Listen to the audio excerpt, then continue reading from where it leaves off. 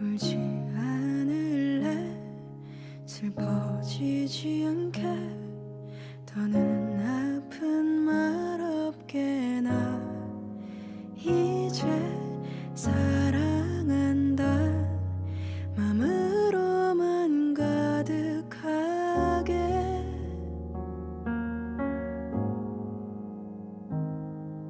난 한치 앞을 봐 우리는 왜 대체 놓여버린 아픔에만 무게를 두려는지 나와는 다른 맘일런지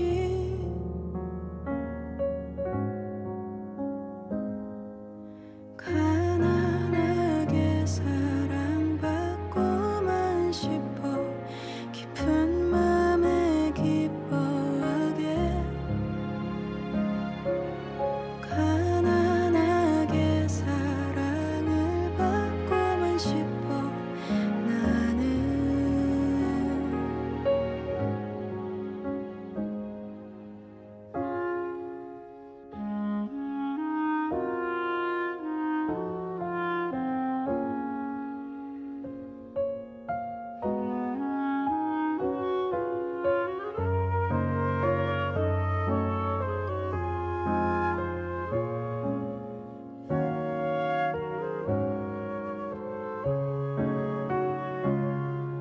난 한치 앞을 봐 이미 우리는 다 놓여버린 말들에만 무게를 두었기에 아쉬움만 보인 거지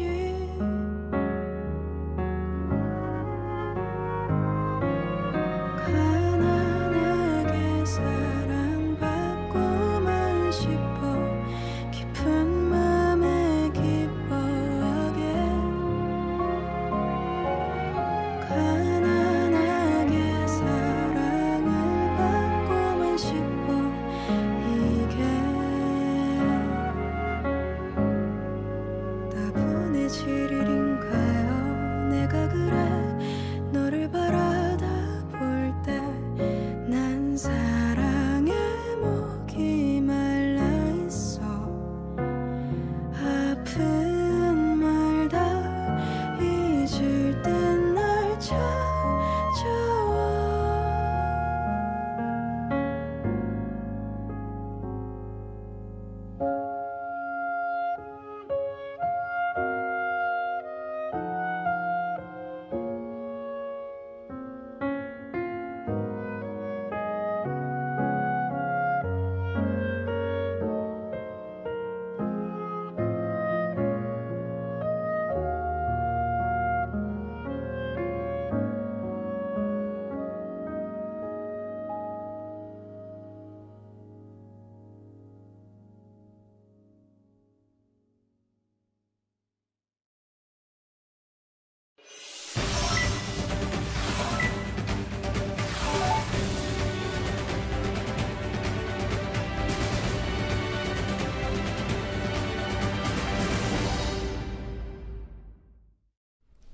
여러분의 저녁을 책임지겠습니다. 소통하는 재미 뉴스프리데스크 아나운서 김민호입니다. 안녕하세요. 성지영 기자입니다.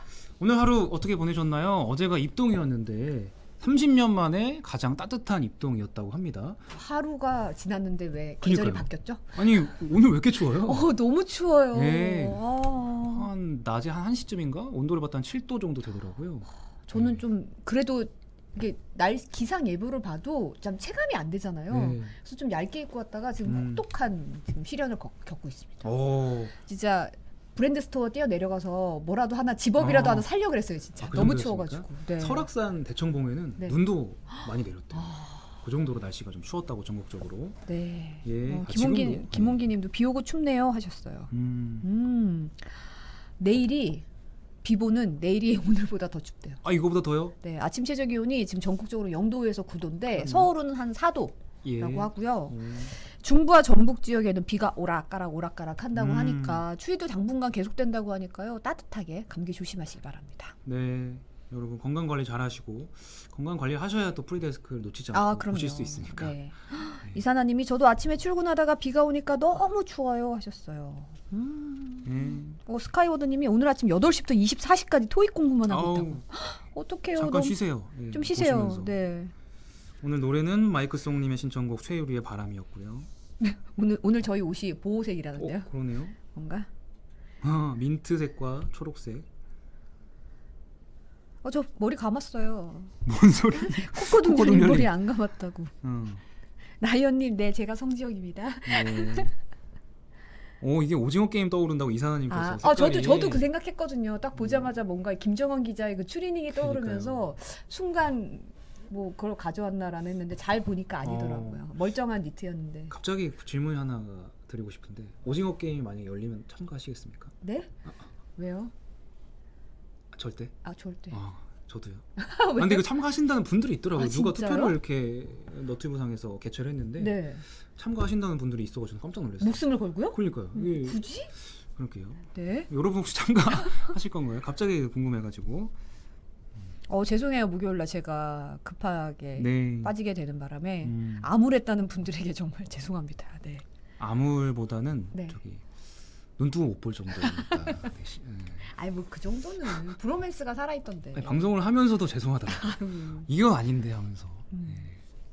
절대 어디 가지 마세요. 네, 알겠습니다. 휴가 아니면 어디 가지 마세요. 네, 알겠습니다.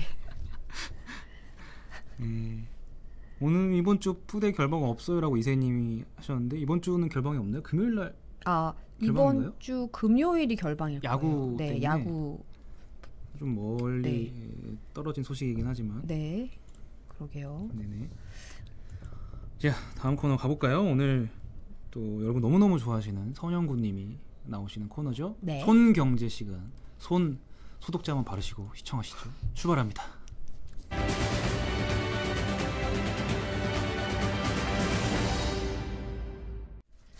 네, 손경제 시간 이선영 아나운서입니다. 어서 오십시오. 안녕하세요. 네. 그 오징어 게임 실제로 열린다는 소식 못 들으셨어요? 그래요? 네, 그 미국의 한 유튜버가 구독자가 1,500만 정도 된다고 하더라고요. 그래서 뭐 지금 모집 중이라고 하더라고요.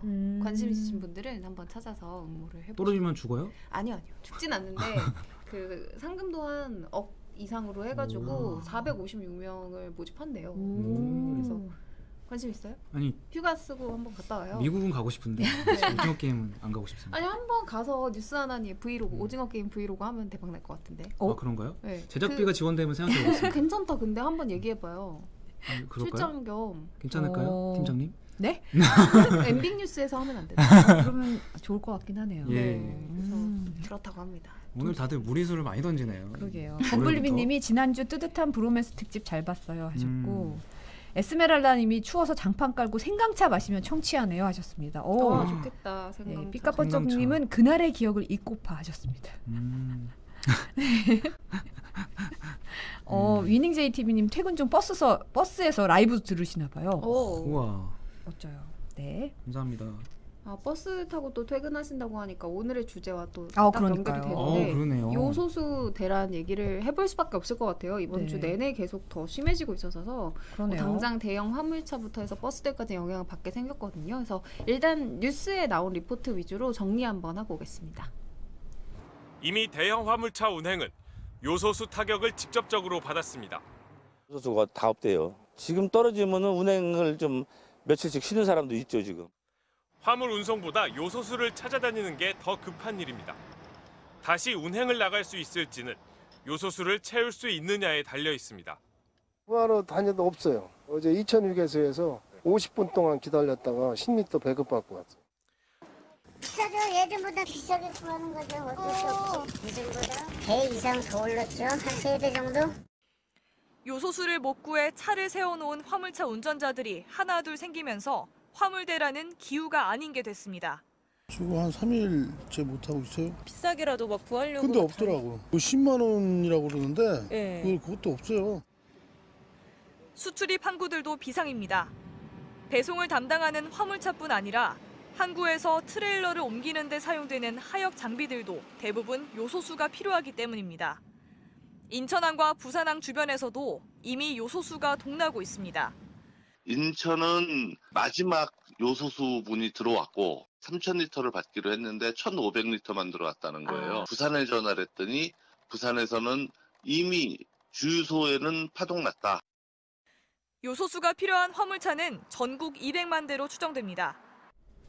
네, 화물차 대란도 이어지고 수출 방구에 하역 장비들까지 꽤나 지금 영향을 받았는데 원래 코로나19 때문에 물류 대란이 원래부터 좀 안 좋긴 했는데 네. 있었던 현상이고 더 심해지겠어요? 네. 그러니까요. 그러니까 뭐 뉴스 리포트에서 나온 건 인천항이고 사실 우리나라에서 가장 큰 항구가 부산항이잖아요. 부산항 물류에 투입되는 화물차가 12,000대 정도 된다고 하거든요. 네. 이 가운데 60%나 요소수가 필요한 경유 차량이라고 합니다. 이게 사실 왜 요소수가 이 화물 차량들에게 필요하지 하고 궁금해하시는 분들이 계실 텐데 2015년부터 이제 정부 정책상 이 디젤차에는 SCR이라는 배출가스 저감 장치를 꼭 부착을 해야 되거든요. 그래서 이게 디젤 연소 과정에서 질소 산화물이 나올 때 이게 발암 물질이 나오기 때문에 반드시 이 저감 장치를 부착해라라고 하는 이제 정책이 이제 시행된 거고 이 저감 장치를 붙이게 되면은 요소수랑 이제 혼합을 해서 인체에 무해한 가스가 나오게끔 이제 하는 거거든요. 그래서 이 장치를 모든 디젤차에 달도록 했기 때문에 이 요소수가 없으면 일단 운행 자체가 안 되는 시동이 안 걸린대요. 그냥 배출가스 필터 정도로 생각하면 뭐 필터 없다고 해서 뭐 운행이 안 될까 싶은데 시동이 안 걸리고 보니까 운행 중에 더라도 맞아요. 요소수가 떨어지면 그냥 멈출 수도 있다고 그러더라고요. 네네. 그러니까 이게 어느 정도 보충을 해야 되죠? 그러니까 그냥 일반적으로 타는 디젤 승용차 같은 경우에는 뭐 5,000km에서 10,000km마다 엔진 오일 갈듯이 갈면 되는 개념이라고 하는데요.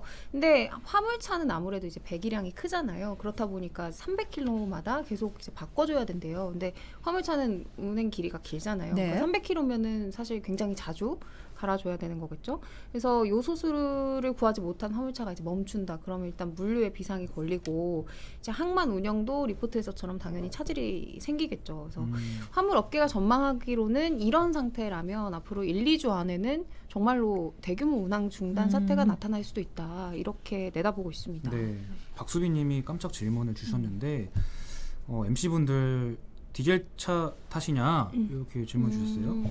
저는 네, 탑니다. 맞아요. 디젤차죠. 근데 저는 이제 차가 좀 오래된 차여가지고 요소수 신차가 의무가 아니어서 한 번도 넣어본 적도 없고. 2015년 전인가 네. 봐요. 굉장히 저는 휘발유 차여가지고 사실 네, 요소수.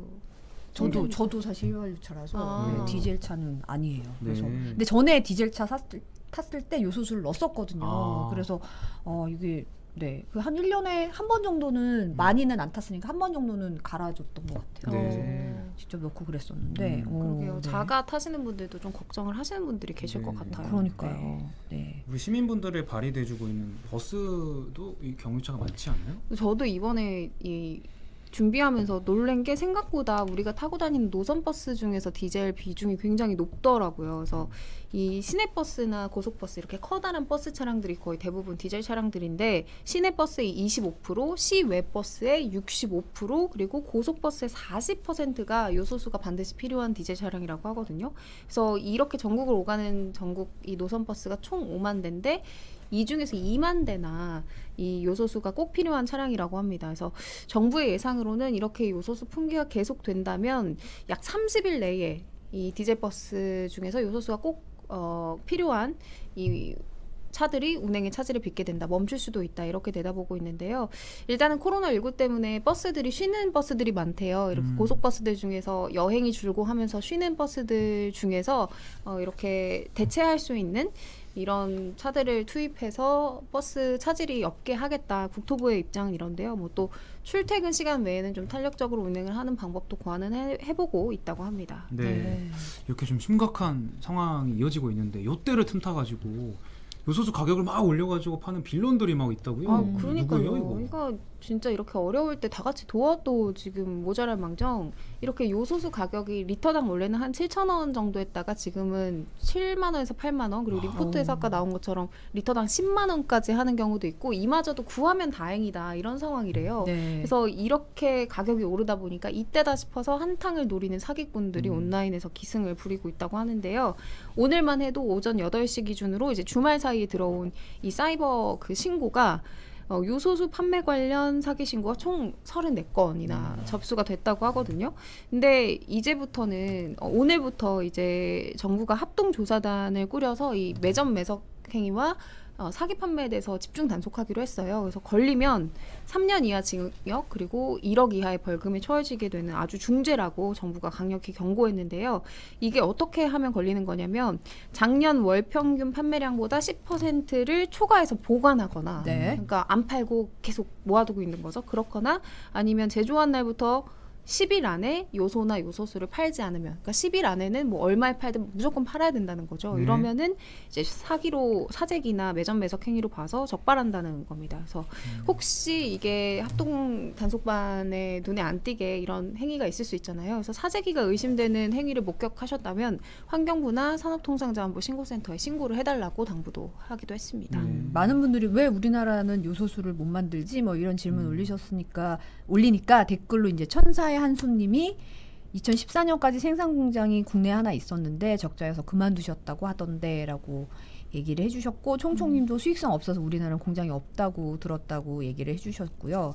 이게 바람의 전원님도 얘기를 하셨는데 산업통상자원부에 따르면 우리나라 산업용 요사가 97.6%가 중국산이에요. 그러니까 중국에 전적으로 이게 사실은 안 맞는 거죠. 수지 타산이 안 맞아서 사실 우리나라에서는 생산을 안 하게 되고 결국은 이제 중국에서 거의 전량에 가까운 양을 수입하고 있었는데 뭐 아시다시피 그 중국 석탄 문제 때문에 이게 줄어들고 물량이 줄어들면서 우리나라가 이렇게 직접적인 타격을 받게 된 거죠, 사실은. 근데 지금 이 물량을 지금 당장은 뭐 요소를 들여와서 만드는 것 자체는 어려운 기술은 아니라고 하더라고요. 지금 이 물량을 어떻게 확보하느냐가 관건일 것 같아요. 수입선 자체가 너무 중국에 전적으로 의존하다 보니까 어떻게 되가 보나요? 그래서 일단은 이제 가장 먼저 나온 대책은 군수 송기까지 이제 동원을 해서 정부가 호주에서 일단 2만 리터를 들여오기로 주말간에 결정을 했고 이제 오늘 결정하기로는 거기에 7천 리터를 더 이제 들여오기로 했습니다. 요소수를 들여오는 거죠. 네. 요소수를 들여오기로 했고 베트남에서는 이제 200톤 가량의 요소수가 아니고 요소를 들여오기로 했고요. 이게 베트남에서 이 들어오는 요소 같은 경우에 톤당 뭐 917리터 정도의 요소수로 환산이 된다고 해요. 그래서 호주와 베트남에서 들여오는 거를 다 합치면 한 60만 리터가 좀 덜 되는 57만 리터 정도 된다고 들었는데 아까 어떤 크라이시스님이 짚어주신 것 같은데 하루 평균 사용량이 60만 리터래요. 그래서 하루 사용량에 좀 못 미치는 양이기는 해요. 좀 물량이 턱없이 부족한 상황이죠. 근데 뭐 앞으로 이제 수입 대체선으로 꼽히는 이제 중국이 아닌 호주나 베트남과 이제 지속적으로 이제 연락을 하면서 계속해서 다음 달까지 수천 톤이 들어오게끔 협의를 하겠다고 했고요. 요소나 요소수가 이제 수입이 되면은 이제 통관에 또 시일이 걸리잖아요. 이제 그걸 좀 면제할 수 있게끔 긴급 통관을 하고 또 이제 검사 기간도 원래는 이게 뭐 어떤 불량이 아닌지 이런 검사를 하는데 이 검사 기간도 기존 20일에서 최장 닷새까지 줄이기로 했다고 합니다. 사실 저는 좀 뭉클했던 게 전국의 그 소방서나 119 안전센터에 원래 요소수를 놓고 가는 시민분들이 있더라고요. 진짜 누구는 뭉클하더라고요. 매점 매석해서 가격을 올려가는데 누군가는 기부를 하는 그런 마음들이 있어서 이게 또 모이면 또 이 위기를 또 극복할 수 있지 않을까 이런 생각을 좀 해봅니다. 다음 주 다다음 주가 중요할 것 같아요. 다음 소식은요? 저 라면을 정말 좋아하는데 라면 소식이거든요. 라면 매니아시잖아요. 라면 좋아하죠. 소울메이트. 그 정도까지는 아닌데. 그 정도는 아닌데. 건강을 위해서 좀 줄이고 있어요. 그래요? 근데 막 라면 냄새 너무 좋잖아요. 그러니까 가끔 스트레스 받으면 라면 먹으면 확 풀리는 느낌이 들어요. 맞아요. 라면도 종류가 많잖아요. 뭐 제일 좋아하세요? 뭐 짜장라면 있고 볶음라면 있고 뭐 저 약간 마이너라서. 뭐 좋아하세요? 뭐 혹시 궁금해요. 진라면 순한 맛. 그거 많이들 좋아하시는데. 많이 좋아하세요? 아니 전에 저희 지금 오퍼레이터 분이 라면을 조사하는데 진라면 순한 맛 얘기하니까 약간 표정이 약간 이런 표정이었어요. 그걸 먹다니. 그걸 먹는 분이 있구나. 약간 이런 표정으로 제가 마이너한 취향이라는 생각이 좀 들었네요. 네. 뭐 좋아하세요? 저는 이것도 마이너한데 요즘 또 파는지 모르겠어요. 편의점에서 자주 파는 틈새 라면이라고. 맛있죠. 브랜드도 원래 있는 건데 라면으로 출시가 됐고. 저는 컵라면 중에서는 그 편의점 자체 브랜드 중에 청양고추 라면이 있는데 그거 맛있어요. 그거 진짜 맛있어요. 근데 매운 거 못 드시지 않으세요? 근데 그거는 정말 뻥 뚫리는 느낌이어가지고 스트레스 진짜 만빵 받았을 때 먹으면 확 뚫리더라고요. 저는 사실 뭐 저도 진라면파예요. 아, 근데 저는 매운맛. 매운맛. 아. IM 써니님이 진라면은 매운맛이지 하셨습니다. 네, 그래서 진라면 좋아하고 하나만 더 신라면도 추천해도 맛있고. 돼요? 네. 열라면. 네, 열라면. 컵라면 진짜 맛있어요. 봉지보다 컵라면이 진짜 맛있어요. 네, 여기까지. 열라면. 저는 건면 좋아하는데. 건면. 건면 맛있더라고요. 네. 거의 올해 들어서 가장 열정적인 참여율입니다, 진짜. 네, 에드리안 헐님이 소고기 라면이 짱맛인 하셨고, 네, 빌로바 TV님은 비빔면. 네. 아, 비빔면은 근데 정말 너무 한입거리 아닌가요? 김밥님이라고 읽어야 되나요? 밥김님이라고 읽어야 되나요? 얇은 사리면 좋아하신대요. 야. 아, 하얀 거 살이 그 곰탕 맛 나는 거. 나대로님 저랑 똑같이 진라면 순한 맛이라고. 진순이 좋다고 삐까뻔쩍님도. 네. 정영준님이 라면 얘기하는 거 보니까 라면값 올랐네. 네. 오, 정답. 예리하시네요. 진짜. 근데 오른 게 어마어마하게 올랐더라고요. 10월 라면 가격이 13년 만에 최고로 올랐다고 하는데 최고폭으로 올랐다고 하는데. 네네. 이제 통계청 조사예요. 지난달 가공식품 소비자 물가지수가 109.89로 1년 전보다 3.1% 올랐는데 이 중에서 라면 가격이 가장 크게 올랐어요. 11%나 올랐다고 합니다. 근데 11%면 생각해 보면은 한 봉지 우리가 뭐 5개짜리들이 사면은 싼 라면은 한 뭐 3,500원, 4,000원 선 하잖아요. 그럼 이게 4,000원 하던 게 4,400원 된 거니까 많이 비싸진 거죠. 그러네요. 네, 이게 2009년 2월 이후 12년 8개월 만에 가장 큰 폭이라는 조사였습니다. 요즘 뭐 집값은 말할 것도 없고 기름값도 오르고 라면값까지. 라면은 사실 서민 음식 중에 가장 대표적이고 많은 분들이 찾는 음식인데 배신감이 좀 드네요. 오징어 게임의 이정재 씨도 라면 좀 싱크가 오늘 배신감이 듭니다. 네. 그래서 아니 지금 댓글로 계속 감자라면 스낵면을 모르신다고 푼정중자님이 지금 낚시터에서 먹어야 제맛이다. 열라만에 계란과 순두부를 같이 넣어라. 지금 온갖 레시피가 지금 다 올라오고 있어요. 정말 열렬한 이 참여율이네요. 네. 어쩔 수 없어요. 가장 기쁘게 참여하고 계신 것 같아요. 뭔가 댓글로. 네. 아무튼 아무튼. 근데 라면 업체들도 이 가격 인상에는 어쩔 수 없는 사정이 있었다라는 입장인데요. 네. 국제 곡물 가격이 극심하게 이제 변동을 했어요. 최근 몇 년 동안. 근데 이 영향으로 가장 타격을 많이 받아서 가격이 오른 게 밀가루라고 하더라고요. 그래서 국수 같은 경우에는 순수 밀가루로 거의 만들어지잖아요. 그래서 19.4%나 뛰었다고 하고 소금값도 23.9%나 올라서 김장철 앞두고 비상이고요. 네. 또 라면을 이제 튀기잖아요. 우리가 팝류라고 하는데 이 식용유도 12.3%나 올랐거든요. 그래서 실제로 농심, 오뚜기, 삼양식품은 이제 우리가 아는 라면 회사들이 이 밀가루와 팝류 등 원재료 가격 상승을 이유로 우리가 어쩔 수 없이 값을 올리게 됐다라고 입장을 밝힌 바가 있고요. 또 뭐 과자 만드는 회사들 혜태제과, 롯데제과도 홈런볼, 카스타드. 카스타드 진짜 맛있잖아요. 맛있죠. 네, 이 과자 가격을 10%가량 올렸습니다. 그래서 뭐 우리 서민들의 어떤 그 밥상을 책임지고 먹거리를 책임지는 이 밥상 물가가 정말 예사롭지 않게 올라가고 있어요. 네. 이 내용도 뉴스에서 다뤘으니까 한번 보고 오시죠. 네. 서울의 한 대형마트 정유 코너. 가격을 살피기가 겁납니다. 고기값이 많이 올랐습니다. 돼지고기는 1년 전보다 12.2%, 한우는 9%, 수입 쇠고기도 17.7%나 올랐습니다. 예전에는 고기를 부위별로 샀다면 지금은 고기를 줄이고 두부를 사는 걸로 대용하던가 그렇게 하고 있어요. 가장 크게 오른 건 기름입니다. 석유류 물가는 27% 넘게 올랐습니다. 2008년 8월 이후 최대치입니다. 식품이나 기름처럼 서민들이 직접 체감하는 생활 물가 지수는 그래서 4.6%나 올랐습니다. 10년 만에 최고치입니다. 농산물이나 석유 같은 계절적 요인이나 외부 변수를 제외하고 물가 흐름을 보여주는 지표 또한 2.8% 높아졌습니다. 모든 지수가 높아진 가운데 지난달 소비자 물가 지수 인상폭은 3.2%로 9년 9개월 만에 최고치를 기록했습니다. 네.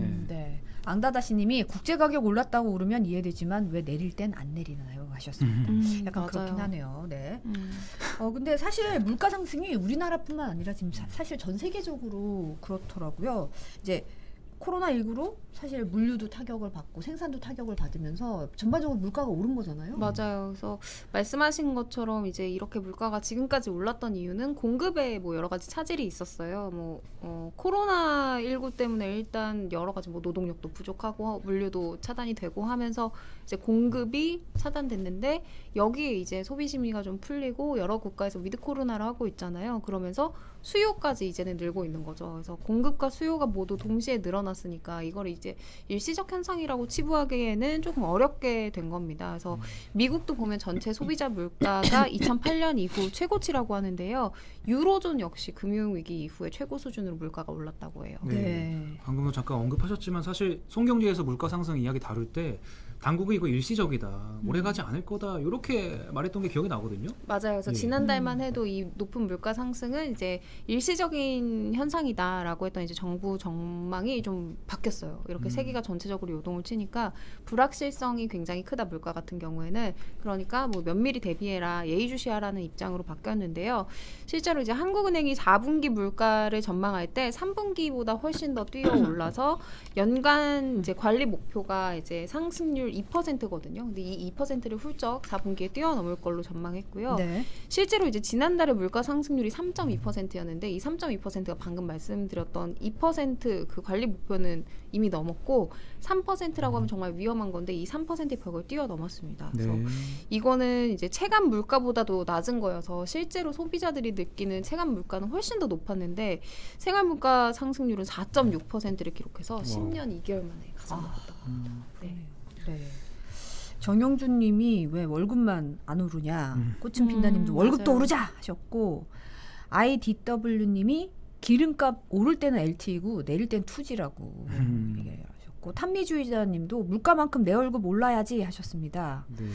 정말 월급만 빼고 다 오른다는 말이 실감이 나는데 여기서 에그플레이션에 대한 우려도 높아지고 있다면서요? 맞아요. 뭐 김민호 아나운서 에그플레이션 알죠? 방문가게 나오는데.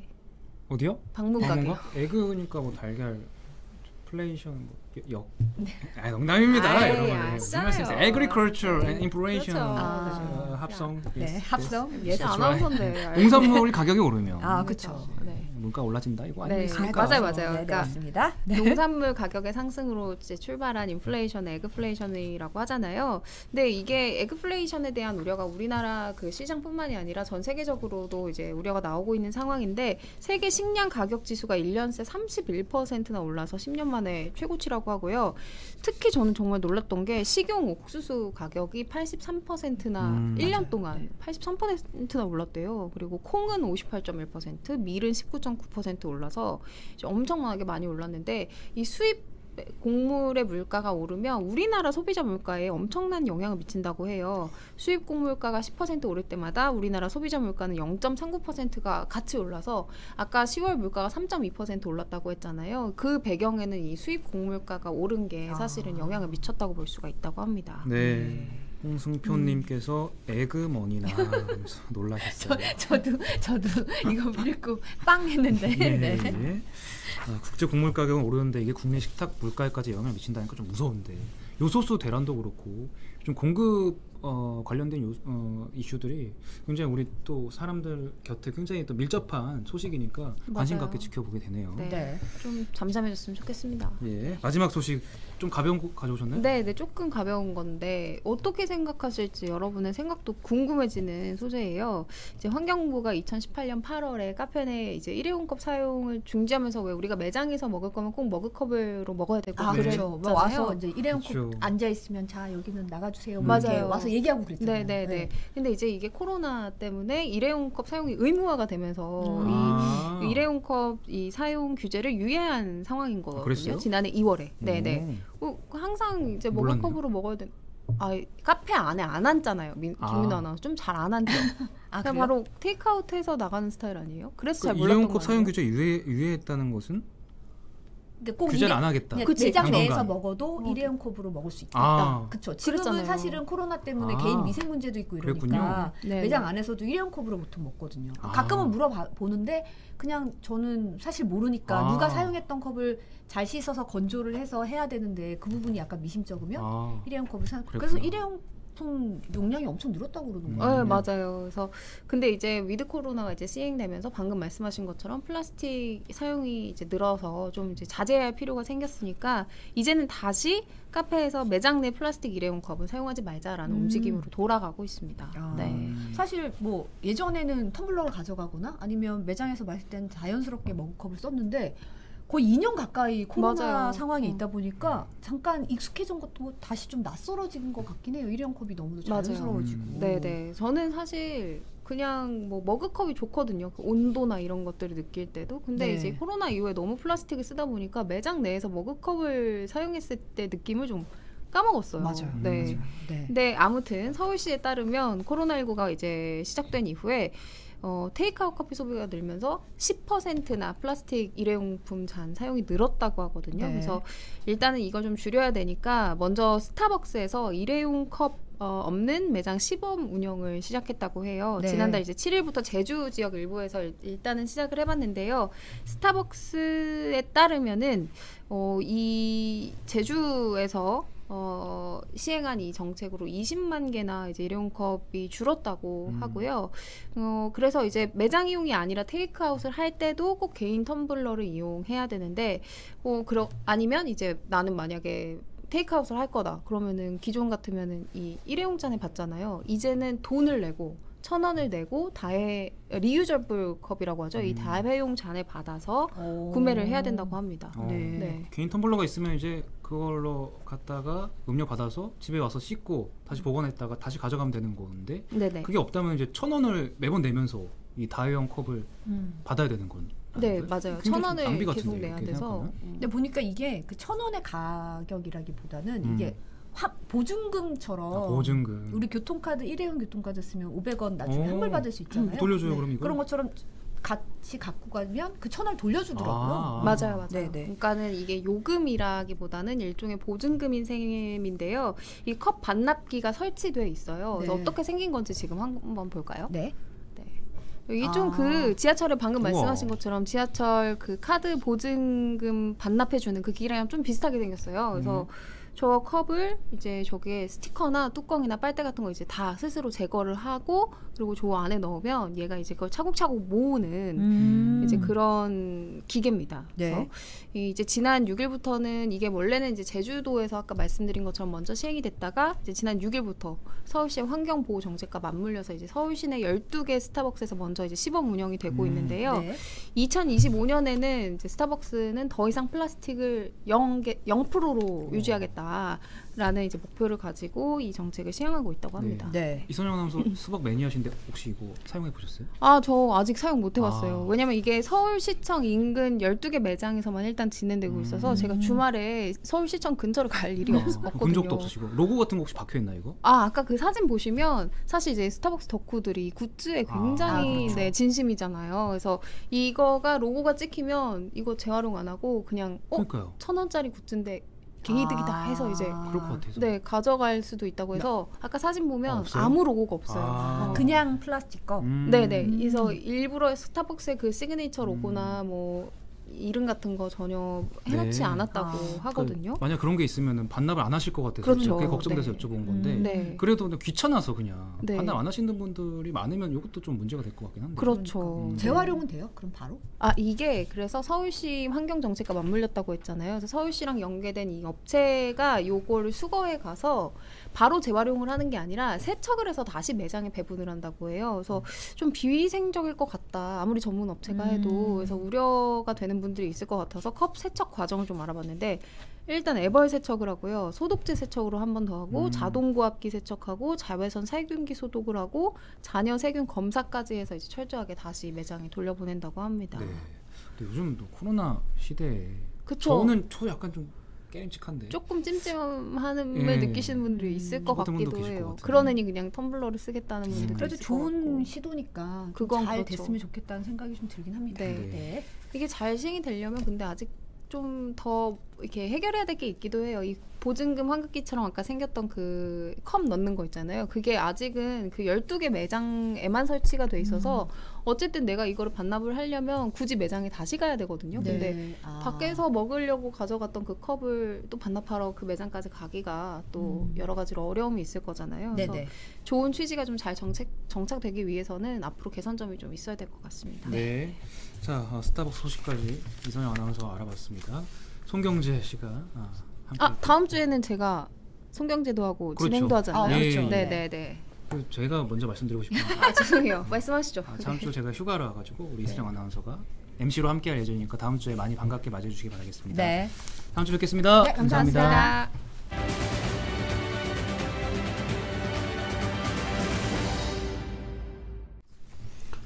네, 큐시트 산책입니다. 유재필 기자가 오셨습니다. 김민호 아나운서는 아까 뭐 아주 신났던데? 저는 항상 신나 있죠. 뭐 이 시간이 저의 어떤 오락 시간입니다. 아니 그게 아니고 선배한테 막말도 할 수 있고 너무 즐거워요. 지난주에 뭐 저랑 한 거에 대해서 굉장히 그 뭐 안 좋은 기억이 많았던 것처럼 아까 얘기했는데. 그렇게 말해야 또 좋아하시니까. 네네네. 컨셉이죠. 아무튼 뭐 이따 봅시다.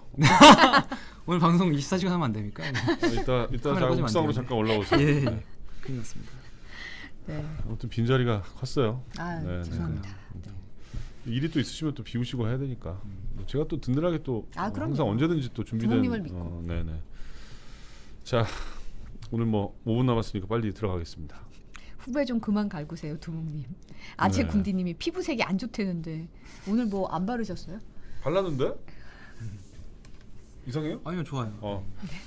자, 뭐 피부색이 중요한 게 아니고 저희는 또 내용이 중요하니까. 그럼요. 콘텐츠죠. 네. 자, 6시 기준 확진자부터 말씀드리면 1318명. 네. 어제보다 14명이 줄어든 수치입니다.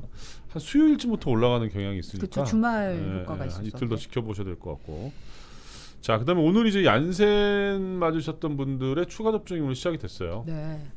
저도 사실 맞고 왔는데 모더나로 맞았어요. 모더나로. 느낌이 좀 어떠신가요? 약간 그 왼쪽 팔에 좀 근육통이 좀 있긴 한데 아직 뭐 별 문제 없습니다. 김민호 아나운서는 언제 맞아요? 저는 목요일 날.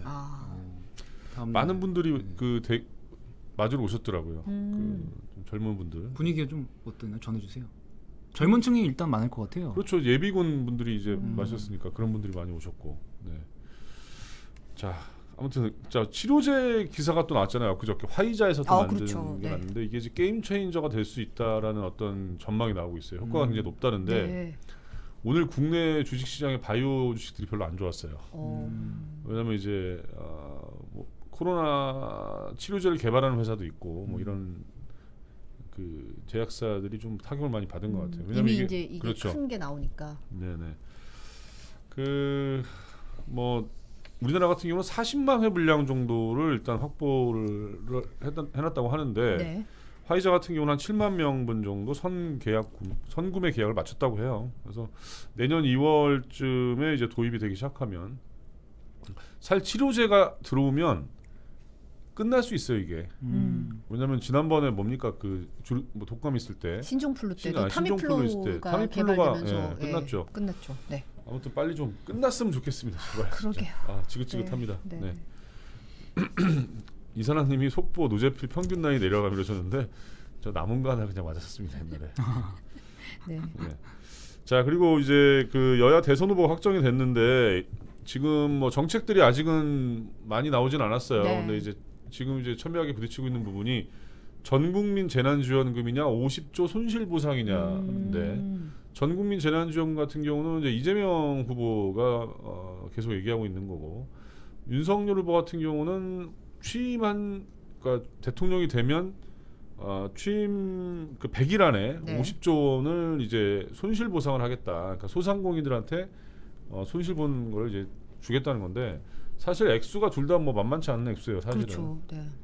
그래서 홍남기 부총리 쪽은 둘 다 좀 난색을 표하고 있는 상황입니다. 네.